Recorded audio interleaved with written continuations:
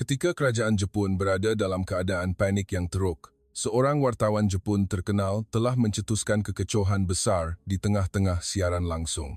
Ini berlaku kerana, semasa membuat liputan di Malaysia, dia mendedahkan kebenaran secara terus terang dengan membandingkan Malaysia dan Jepun. Selepas program itu disiarkan, netizen Jepun menjadi berang dan klip video itu segera diharamkan di pelbagai platform media sosial. Malah kerajaan Jepun tidak dapat menyembunyikan rasa cemas mereka dan terpaksa segera menguruskan situasi tersebut. Apa sebenarnya yang dilihat oleh wartawan ini di Malaysia? Apa yang dia katakan sehingga semua orang terkejut? Nama saya Kenji. Saya seorang wartawan kanan untuk sebuah saluran ekonomi global di Jepun. Saya dilahirkan dan dibesarkan di Tokyo dan telah membuat liputan ekonomi selama 12 tahun. Ramai yang mempercayai analisis ekonomi saya, terutamanya kritikan tajam saya terhadap keadaan ekonomi negara jiran. Berbanding dengan Jepun, ekonomi Malaysia tidak setanding sama sekali. Ia hanyalah masa lalu. Kata-kata saya dalam siaran langsung minggu lalu sangat menguja penonton. Media sosial kami dipenuhi dengan artikel yang mengatakan rakyat Malaysia tidak menyukai orang Jepun. Rakan sekerja saya juga menganggap Malaysia sebagai negara yang mundur. Kenji-san, topik seterusnya kita nak buat apa? Tanya penerbit saya. Tiba-tiba, satu idea terlintas di fikiran saya. Saya sudah banyak bercakap tentang Malaysia, tetapi tidak pernah melawatnya sendiri. Semua maklumat datang dari media lain atau kabar angin. Saya ingin membuat liputan khas tentang Malaysia, melawat dan menemu buah sendiri. Penerbit itu terkejut. Adakah ini masa yang sesuai untuk membuat liputan khas tentang Malaysia? Saya ingin melihat dengan mata sendiri sejauh mana ekonomi Malaysia ketinggalan berbanding Jepun, tetapi jauh di lubuk hati, saya ada fikiran lain, apakah Malaysia yang sebenar? Keraguan ini timbul secara semula jadi. Keesokan harinya, di bilik mesyuarat, junior saya, Takeshi, datang mendekati. Kenji-san, adakah baik untuk pergi ke Malaysia? Saya dengar rakyat Malaysia tidak begitu sukakan orang Jepun sekarang. Jangan risau, jawab saya. Saya seorang wartawan. Melihat dengan mata sendiri, membuat penilaian sendiri, itulah tugas saya. Dan begitulah, jadual perjalanan 10 hari ke Malaysia untuk membuat liputan telah ditetapkan. Destinasi, Kuala Lumpur. Saya berhasrat untuk meninjau ke tengah-tengah wilayah yang pernah digelar sebagai salah satu harimau ekonomi Asia. Sehari sebelum berlepas, saya membuat hantaran di media sosial Jepun bahawa saya akan mendedahkan wajah sebenar Malaysia. Nantikan. Peminat memberikan banyak komen sokongan, manakala yang lain meninggalkan komen seperti, "Tolong dedahkan kemunduran Malaysia untuk kami lihat." Semasa saya menempa tiket kapal terbang, hotel, dan merancang temu bual dalam hati, jauh di lubuk hati masih ada persoalan. Adakah apa yang saya katakan selama ini benar? Tetapi saya segera menggelengkan kepala, menepis fikiran itu. Jepun sudah jauh meninggalkan Malaysia dalam bidang ekonomi.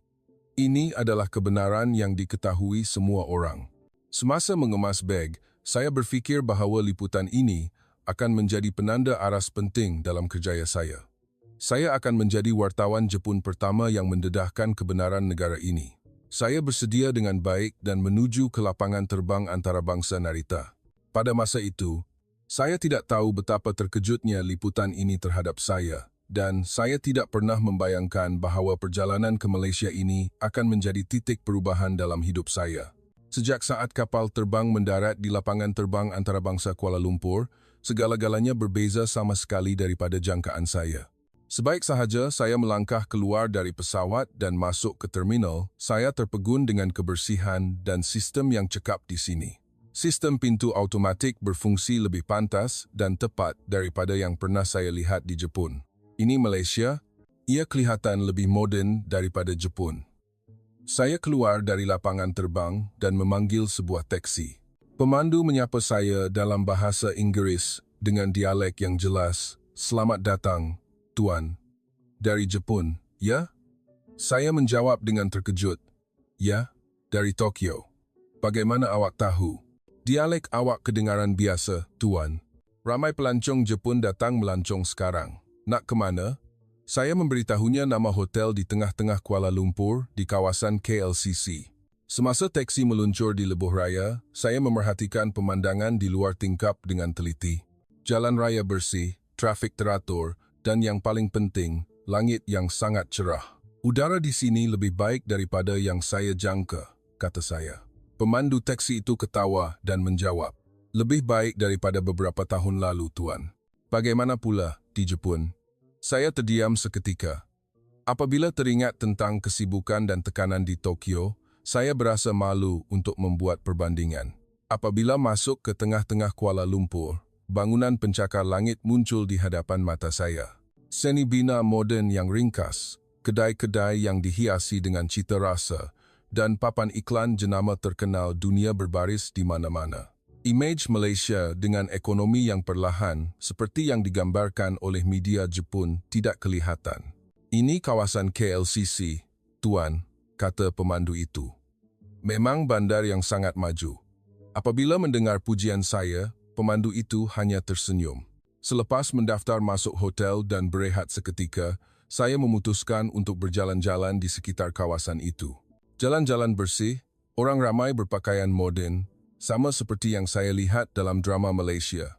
Saya masuk ke sebuah kafe berdekatan, dan apabila saya memanggil pelayan untuk memesan, dia menyambut saya dalam bahasa Inggeris, "May I help you?" Saya memberitahunya saya dari Jepun. Dia tersenyum dan menjawab, "Tidak mengapa, Tuan, kami juga ada menu dalam bahasa Jepun." Apabila saya mendapat menu dalam bahasa Jepun, saya sangat terkejut. Di negara kami, sukar untuk mencari perkhidmatan yang begitu prihatin terhadap orang asing. Saya menghirup kopi sambil membuka komputer riba untuk menyemak jadual hari ini. Esok, saya dijadwalkan melawat ibu pejabat syarikat teknologi termaju gemilang. Saya berhasrat untuk membandingkannya dengan pesaing di Jepun. Mata saya tertumpu kepada sekumpulan remaja di meja sebelah yang sedang belajar dengan tekun.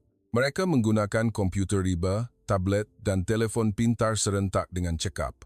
Pemandangan seperti ini juga boleh dilihat di Tokyo, tetapi di sini nampaknya semua orang begitu. Malaysia lebih maju daripada yang saya sangka, saya bergumam sendiri. Keluar dari kafe, dalam perjalanan pulang ke hotel, saya menghantar mesej kepada Takeshi. Hari pertama sahaja sudah banyak perkara mengejutkan. Malaysia tak seperti yang kita sangka. Takeshi membalas dengan pantas, "Kenji-san sudah kena cuci otak ke?" "Haha." Saya ketawa kecil dan membalas, "Tidak, hanya cakap benar. Esok nak tengok apa lagi yang baharu, nanti saya cerita." Kembali ke bilik hotel, saya melihat pemandangan malam Kuala Lumpur di luar tingkap dan berfikir, ini baru permulaan. Jangan terpedaya dengan penampilan luar. Untuk melihat Malaysia yang sebenar, saya perlu melihat lebih mendalam. Tetapi, jauh di lubuk hati, sedikit daripada prasangka saya sudah mula goyah. Saya bangun awal pagi dan pergi ke kafe berdekatan hotel untuk bersiap sedia sebelum temu bual dengan syarikat teknologi termaju gemilang. Kafe itu sangat bersih, dengan hiasan dalaman yang moden. Saya duduk, membuka komputer riba, dan memesan secawan Americano. Pelayan mengangguk dengan senyuman ceria, dan apabila dia menghantar kopi ke meja, dia berkata dalam bahasa Melayu standard, "Kopi sudah siap, Tuan." Walaupun dialeknya sedikit berbeza daripada Jepun, kemesraannya membuatkan saya terkesan. "Terima kasih," jawab saya. Dia tersenyum gembira. Semasa saya mencari maklumat tentang teknologi termaju gemilang di komputer riba, seorang lelaki Malaysia di meja sebelah menyapa, "Tuan dari Jepun, ya?" Dia bertanya dalam bahasa Inggris. "Ya, dari Tokyo. Bagaimana awak tahu? Tadi saya dengar dialek awak." "Saya pernah bekerja di Osaka selama 3 tahun. Selepas perbualan dengannya, saya banyak belajar tentang persekitaran perniagaan di Malaysia dan Jepun." Dia tidak mempunyai pandangan negatif terhadap Jepun, malah memuji pertumbuhan pesat Jepun yang bertentangan sama sekali dengan khabar angin bahawa rakyat Malaysia tidak menyukai orang Jepun. Selepas berbual, apabila saya hendak membayar, baru saya sedar bahawa dompet saya hilang. Saya mencari di seluruh poket seluar dan beg galas, tetapi tidak jumpa. Peluh dingin mula mengalir. Semua kad penting, wang tunai, dan kad pengenalan Jepun ada di dalamnya. Saya cepat-cepat menelefon Takeshi. "Dompet saya hilang. Saya rasa mesti tercicir di tempat yang saya pergi semalam." "Kenji-san, mustahil nak jumpa sekarang." Saya dengar banyak penyeluk saku di Malaysia. Kata-kata Takeshi membuatkan saya semakin risau. Ketika saya hampir menyerah dan kembali ke hotel, pelayan kafe memanggil saya. Tuan tertinggal dompet. Saya menoleh, dan pelayan tadi sedang berlari ke arah saya sambil memegang dompet saya. Saya tidak percaya. Saya membuka dompet, kad dan wang tunai masih lengkap. Terima kasih banyak-banyak. Awak jumpa di mana? Tuan letak atas sinki di bilik air. Nasib baik saya ingat muka Tuan, jadi saya jumpa. Senyumannya membuatkan saya merasai keikhlasan yang tulen. Saya ingin memberinya tip sebagai tanda terima kasih, tetapi dia menggeleng. Tak mengapa, Tuan. Ini memang patut saya lakukan. Pada saat itu, saya terfikir, adakah perkara seperti ini boleh berlaku di Jepun? Sejujurnya, jika dompet hilang di Tokyo, peluang untuk mendapatkannya kembali hampir sifar. Di dalam teksi yang menuju ke Ibu Pejabat Teknologi Termaju Gemilang, saya menelpon Takeshi lagi. Dompet dah jumpa. Pekerja kafe pulangkan. Betul ke, Kenji-san? Nasib baik sungguh. Ini bukan nasib, Takeshi. Ini kejujuran penduduk di sini. Sekarang, pandangan saya terhadap Malaysia dah banyak berubah. Takeshi senyap seketika, kemudian berkata, Kenji-san, jangan buat kesimpulan terburu-buru. Wartawan perlu neutral. Tentu, tetapi neutrality adalah melihat kebenaran sebagaimana adanya. Fikirkan, selama ini, adakah pandangan kita terhadap Malaysia benar-benar neutral? Teksi tiba di hadapan Ibu Pejabat Teknologi Termaju Gemilang. Saya berdiri kaku di hadapan bangunan megah itu seketika. Tertanya-tanya kebenaran apakah yang akan saya temui di sini. Saya masuk ke lobi pada masa yang ditetapkan dan disambut oleh pasukan perhubungan awam syarikat. Penyambut tetamu menyambut saya dengan mesra dan menyebut nama saya dalam bahasa Jepun yang fasih. Walaupun ini hanya perincian kecil, persediaan seperti ini sangat mengagumkan saya. Encik Kenji, selamat datang. Sebelum kita mulakan lawatan, kita ada beberapa prosedur keselamatan. Mohon kerjasama, ya. Saya menerima panduan bahasa Jepun melalui prosedur keselamatan dan kemudian menuju ke kawasan utama syarikat. Teknologi dan sistem yang saya lihat di sini jauh lebih canggih daripada yang saya bayangkan. Dalam hati, saya mula mengakui bahawa Jepun masih memerlukan masa yang lama untuk mengejar. Inilah permulaan di mana prasangka saya mula runtuh. Selepas selesai melawat teknologi termaju gemilang, saya pergi ke sebuah kafe di tepi Sungai Klang. Saya membuka komputer riba untuk merumuskan kandungan temu bual hari ini, melihat teknologi canggih dan pusat penyelidikan teknologi termaju gemilang sangat mengejutkan saya. Ia sangat berbeza daripada imej Malaysia yang kehilangan daya saing seperti yang digambarkan oleh media Jepun. Bagaimana saya harus menulis laporan ini? Saya duduk di tepi tingkap, menghirup minuman sambil melihat matahari terbenam yang memancar di atas permukaan air. Sungguh indah. Saya ingin mengambil gambar. Jadi saya menyeluk tangan ke dalam beg, tetapi kamera saya hilang. Alamak, kamera hilang ke mana? Saya mencari di seluruh badan, di dalam beg, dan di sekeliling kawasan, tetapi tidak jumpa. Tiba-tiba, saya teringat taksi yang saya naiki semalam, mesti tercicir di sana. Kamera hilang di Malaysia, habislah. Di Jepun, jika kamera hilang selalunya tidak akan dikembalikan, terutamanya di dalam taksi. Walaupun begitu, saya tetap pergi ke balai polis berdekatan dengan sedikit harapan. Sebaik saja saya masuk ke balai polis, seorang pegawai muda menyapa saya dalam bahasa Inggris. Ada apa-apa yang boleh saya bantu, Tuan? Kamera saya tercicir di dalam taksi. Saya orang Jepun, tak tahu nak buat apa. Pegawai itu tersenyum mesra. Jangan risau, Tuan. Saya akan cuba hubungi syarikat teksi. Boleh Tuan beritahu tempat naik dan turun serta masa semalam? Berdasarkan maklumat yang saya berikan, pegawai itu menelpon 2 atau 3 syarikat teksi. Tidak sampai 10 minit, dia tersenyum dan mengangguk. Berita baik Tuan, sudah jumpa. Pemandu simpan kamera Tuan. Sekarang dia dalam perjalanan ke sini, betul ke? Datang ke sini? Ya, Tuan. Mungkin ambil masa 30 menit. Saya tidak percaya. Perkara seperti ini mustahil berlaku di Jepun. Pegawai itu membancuh teh untuk saya dan meminta saya menunggu. 25 menit kemudian, pemandu teksi tiba di balai polis tepat pada masanya.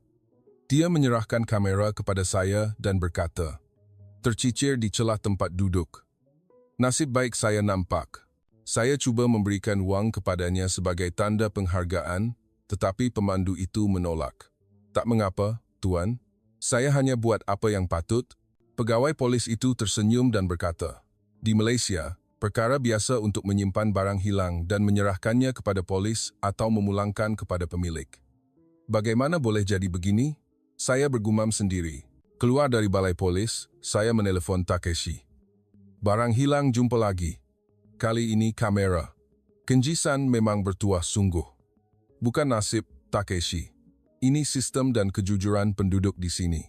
Sekarang, saya sedang berhadapan dengan perkara yang luar biasa. Keesokan harinya, saya melawat beberapa syarikat startup.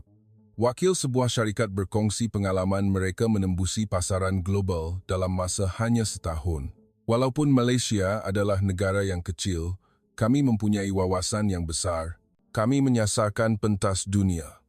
Kami tidak menang dengan saiz, tetapi dengan teknologi dan kreativiti. Saya kagum dengan keyakinan mereka.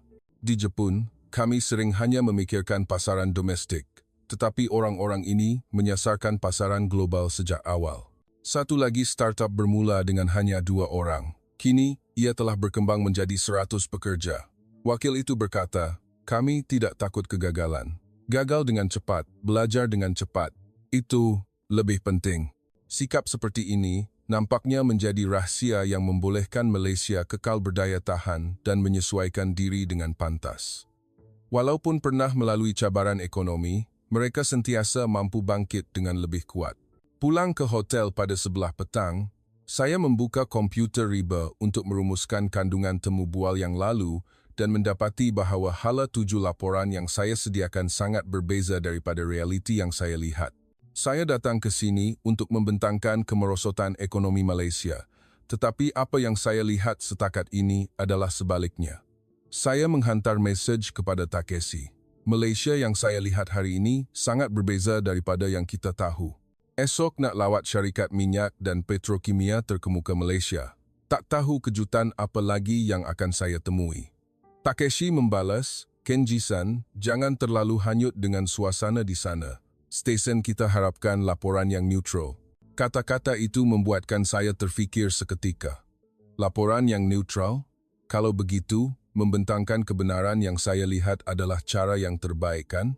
Saya melihat pemandangan malam Kuala Lumpur di luar tingkap sambil merancang temu bual esok. Kini, saya bukan lagi sekadar wartawan yang ingin membuktikan kemerosotan Malaysia, tetapi seorang wartawan yang dalam perjalanan mencari kebenaran. Apabila saya tiba di Institut Penyelidikan Syarikat Tenaga Terkemuka Malaysia, saya sekali lagi kagum dengan ruang yang luas dan bangunan moden. Media Jepun hanya melaporkan bahawa syarikat ini sedang bergelut di pasaran global. Seorang eksekutif kanan bernama Encik Sulaiman menyambut saya dengan mesra. Encik Kenji, selamat datang. Hari ini, saya akan tunjukkan potensi teknologi syarikat kami kepada awak. Apabila masuk ke Institut Penyelidikan, saya melihat pelbagai penyelidikan canggih dalam pelbagai bidang, daripada teknologi automatik kepada kecerdasan buatan dan robotik. Khususnya, teknologi tenaga hijau dan pengeluaran bahan bio di sini adalah antara yang terkemuka di dunia. Jepun mungkin berkembang pesat dalam pasaran kereta elektrik. Tetapi dalam tenaga alternatif, kami Malaysia masih peneraju, kata Encik Sulaiman dengan yakin. Mengapa memberikan keutamaan kepada bidang ini? Tanya saya. Daya saing masa depan terletak pada kualiti, bukan kuantiti. Matlamat kami adalah untuk mencipta kualiti Malaysia yang diiktiraf di peringkat global. Apabila mendengar penjelasannya, saya membandingkannya dengan strategi industri Jepun. Kami kebanyakannya menumpukan pada pengeluaran besar-besaran, tetapi Malaysia sedang meneroka pelbagai kemungkinan. Saya tidak sangka Malaysia adalah tempat yang mempunyai teknologi canggih seperti ini, saya bergumam. Semasa rehat makan tengah hari, Encik Sulaiman membawa saya ke kantin pekerja.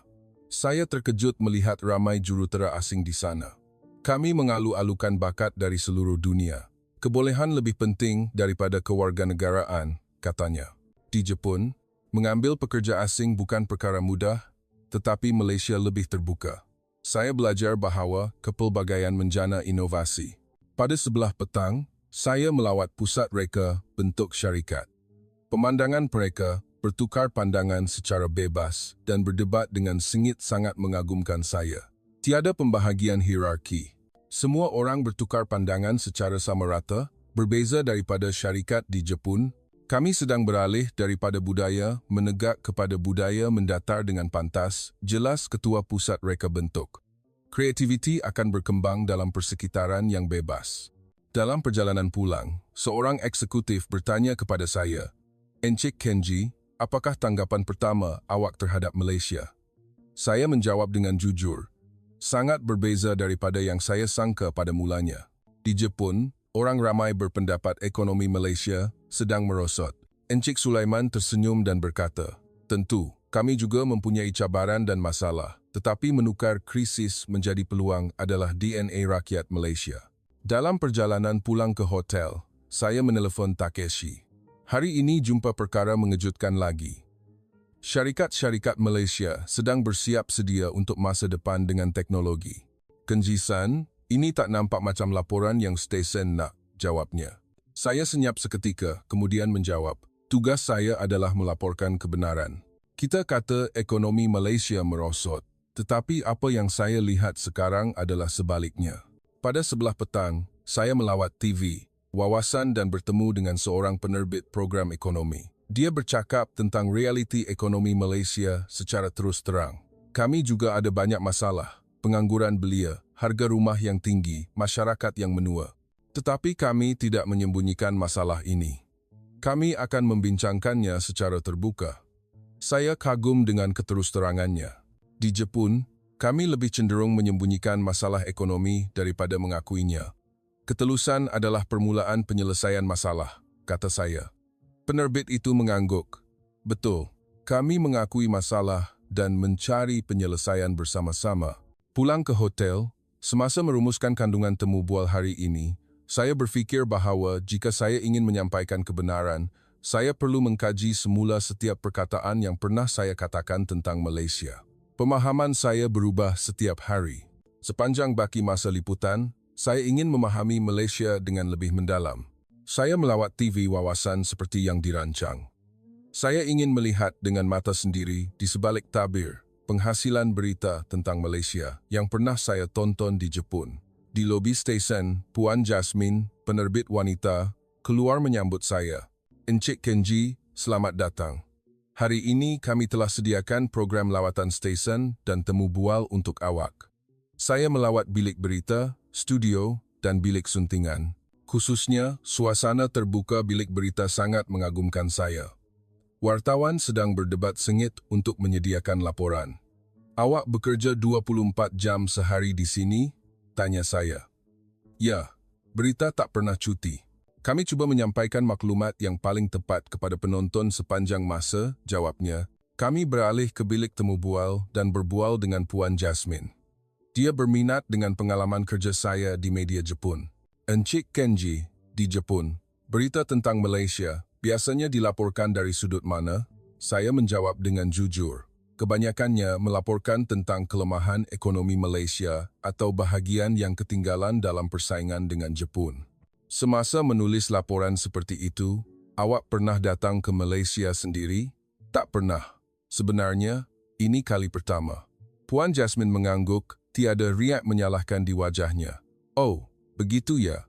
Dan kali ini, ada apa-apa yang berbeza daripada yang awak sangka?" Saya berfikir sebelum menjawab. Sejujurnya, hampir semuanya berbeza. Malaysia jauh lebih maju daripada yang saya sangka. Orang-orangnya juga mesra dan jujur. Saya ada satu soalan di fikiran. Adakah sentimen anti-Jepun di Malaysia sangat teruk? Puan Jasmine berfikir sejenak, kemudian menjawab, "Itu hanyalah imej yang dicipta oleh media. Rakyat Malaysia yang sebenar tidak begitu. Tentu, mungkin ada sedikit konflik disebabkan isu politik dan sejarah, tetapi orang biasa tidak memusuhi orang Jepun. Sebaliknya, ramai rakyat Malaysia berminat dengan budaya Jepun dan mempunyai ramai kawan dari Jepun." Apabila mendengar jawapannya, saya mula sedar betapa beratnya prasangka media Jepun. Kami menekankan konflik dan cerita negatif untuk rating. Adakah kita melaporkan kebenaran? Saya bertanya pada diri sendiri. Selepas itu, Puan Jasmine mengatur agar saya bercakap dengan wartawan berita antarabangsa stesen itu. Mereka menunjukkan pendirian yang seimbang tentang hubungan antara kedua-dua negara. Kadang-kadang, kami juga melaporkan berita tentang Jepun dengan prasangka, akui seorang wartawan. Tetapi kebelakangan ini, kami cuba memahami antara satu sama lain dengan lebih mendalam. Saya kagum dengan keterusterangan dan refleksi diri mereka. Sebagai wartawan antarabangsa, saya rasa saya juga perlu melakukan refleksi. Pada sebelah petang, Puan Jasmine menjemput saya makan malam di sebuah restoran Malaysia tempatan. Saya merasai pelbagai hidangan, termasuk nasi lemak, laksa, dan satai. Kami berbincang tentang budaya makanan Malaysia. Bagaimana makanan Malaysia diperkenalkan di Jepun? Tanya beliau. Hanya dikenali dalam konteks street food. Tetapi selepas makan hari ini, baru saya tahu bahawa rasanya sangat pelbagai dan mendalam. Makanan pun sama, katanya sambil tersenyum. Imej yang didapati daripada media dan pengalaman langsung mungkin berbeza sama sekali. Dalam perjalanan pulang ke hotel, saya berfikir bagaimana saya boleh menilai Malaysia berdasarkan maklumat yang cetek selama ini. Malah, saya menyampaikan perkara itu kepada penonton. Saya berasa sangat bersalah. Saya menghantar mesej kepada Takeshi. Hari ini saya lawat stesen TV Malaysia. Mereka pun sedang mengkaji semula laporan mereka. Bagaimana pula dengan kita? Fikirkanlah. Takeshi membalas ringkas. Kenji-san, balik dulu, kita sambung bincang. Saya melihat langit malam Kuala Lumpur di luar tingkap hotel dan berfikir, sebagai wartawan, adakah saya menyampaikan kebenaran atau hanya menyampaikan cerita yang orang mahu dengar? Fikiran-fikiran ini berputar-putar di kepala saya. Apabila perjalanan hampir berakhir, saya merasakan satu tanggungjawab yang perlu dibawa pulang, bukan hanya satu laporan. Hari terakhir, saya memutuskan untuk melawat menara berkembar KLCC, Mercu Tanda Kuala Lumpur. Saya ingin merasai Malaysia sebagai seorang pelancong. Saya keluar dari hotel awal pagi dan menaiki bas ke menara. Pemandu bas melihat saya sebagai orang asing, jadi dia menyapa saya dalam bahasa Inggris dengan mesra. Selamat pagi, Tuan. Nak ke menara berkembar? Ya. Ramai pelancong Jepun datang melancong, Tuan. Di dalam bas, saya melihat gambaran keseluruhan Kuala Lumpur. Bangunan pencakar langit bercampur dengan tapak bersejarah secara harmoni. Pemandangan ini sangat mengagumkan. Ini adalah bandar yang moden tetapi masih mengekalkan budaya tradisionalnya, berbeza daripada bandar-bandar di Jepun. Tiba-tiba, pemandu itu menoleh dan berkata, "Sejuk, ya, Tuan." Dia menghulurkan sebiji gula-gula pudina kepada saya. Saya terkejut dengan kebaikan yang tidak dijangka ini dan mengucapkan terima kasih. Walaupun hanya sebiji gula-gula kecil, kehangatan itu sangat menyentuh hati saya. Apabila tiba di menara berkembar KLCC, saya menaiki lift ke dek pemerhatian. Pemandangan 360 darjah Kuala Lumpur terbentang di hadapan saya. Sungai Klang mengalir berliku-liku melalui tengah bandar. Bangunan-bangunan besar dan kecil bercampur dengan harmoni, seperti sebuah lukisan. Di dek pemerhatian, saya bertemu dengan pasangan warga emas Malaysia. Mereka menyapa saya, "Dari Jepun, ya? Boleh Pak Cik ambil gambar?" Saya berterima kasih atas kebaikan mereka dan meminta mereka mengambil gambar saya. Selepas mengambil gambar, lelaki warga emas itu berkata, "Tahun lepas, Pak Cik pergi melancong ke Hokkaido. Bandar yang sangat bagus." Isterinya menambah, "Orang Jepun sangat baik dan membantu. Perjalanan kami sangat menyeronokkan." Daripada perbualan dengan mereka, saya merasakan bahawa hampir tiada konflik atau permusuhan antara rakyat kedua-dua negara seperti yang dicipta oleh media. Sebaliknya, ia dipenuhi dengan rasa ingin tahu dan hormat menghormati. Saya duduk minum kopi di kafe di dek pemerhatian dan tenggelam dalam fikiran. Malaysia bukan tempat yang merosot, tetapi tempat yang hangat. Pengalaman sepanjang beberapa hari lalu terlintas di fikiran saya. Pekerja kafe yang menemui dompet saya, pemandu teksi yang memulangkan kamera, orang yang ditemu bual yang mesra, dan pemandu bas yang memberikan gula-gula. Saya melihat bungkusan gula-gula kecil itu dan menyedari secara mendalam bahawa kekuatan sebenar sesebuah negara bukan terletak pada saiz ekonomi atau teknologi, tetapi pada semangat dan budaya rakyatnya. Ekonomi Malaysia memang kukuh, tetapi yang lebih penting adalah kejujuran, kebaikan, dan daya tahan rakyatnya untuk mengatasi krisis. Selepas turun dari menara, saya berjalan-jalan di pasar malam berdekatan. Penjual sangat mesra. Mereka menyambut saya, seorang warga Jepun, dengan hangat. Seorang makcik, semasa saya membeli cenderamata, dia memberikan satu lagi rantai kunci kecil percuma. Lain kali datanglah melancong ke Malaysia lagi ya. Dalam perjalanan keluar dari pasar malam, saya menelefon Takeshi. Esok saya balik. Liputan dah tamat.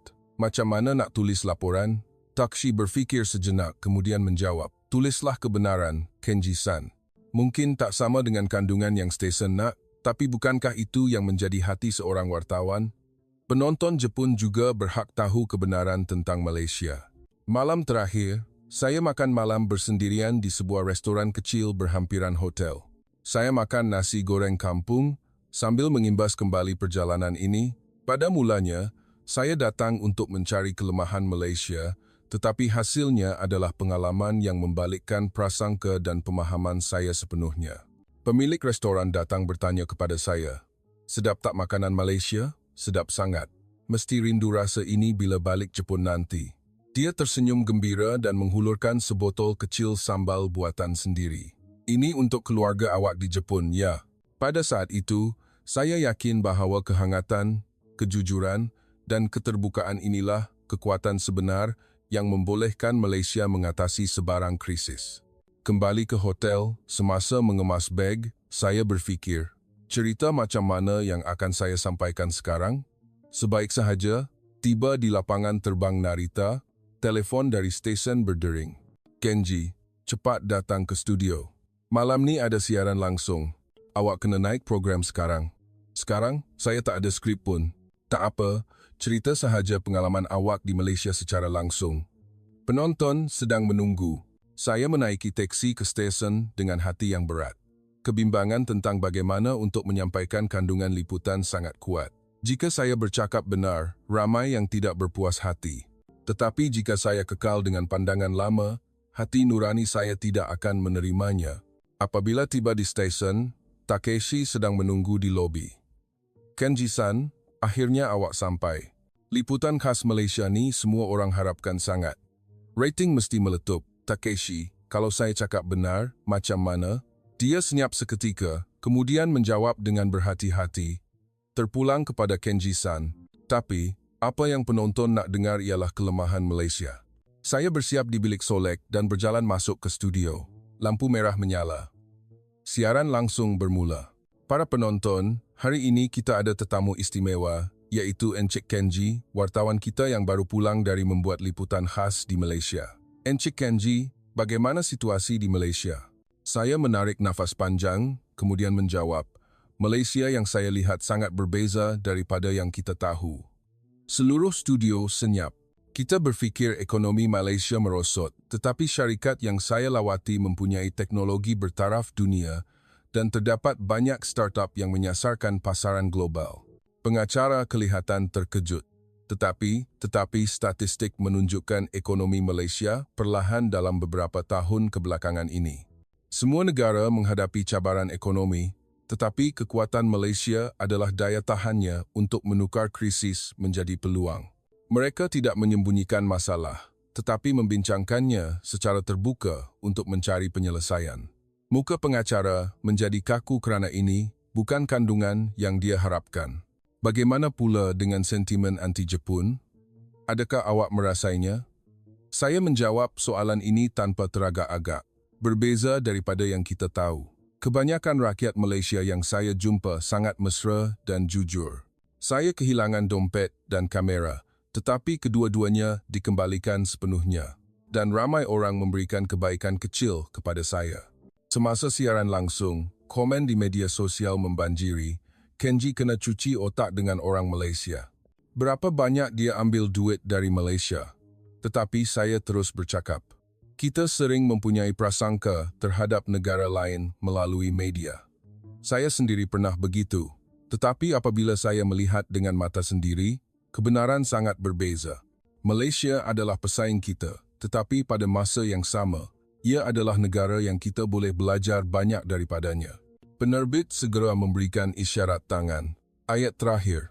Kebenaran hanya boleh diketahui apabila kita melihat dengan mata sendiri para penonton.